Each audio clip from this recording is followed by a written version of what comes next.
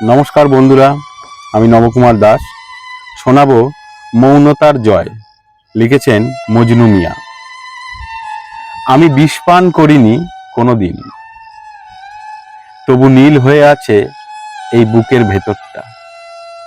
মানুষের ছদ্মবেশী কিছু তিক্ত কথা দিয়ে গেছে আমায় এক গভীর ক্ষত। শরীর তো সেরে যায় সময়ের টানে, কিন্তু কথার বীজ যে আত্মাকে পোড়ায়।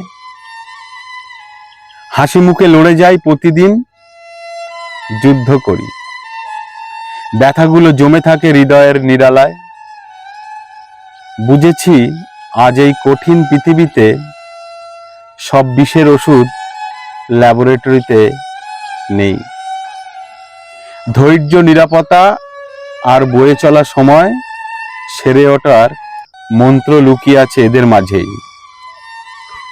ভেঙেছি বহুবার, তবু হার মানিনি আমি। অশ্রু মুখে এঁকেছি এক শান্ত হাসির রেখা। অপমানের দাগগুলো আজ আমার অলংকার। নিজের সাথেই হোক না হয় আগামীর পথ চলা। ধন্যবাদ।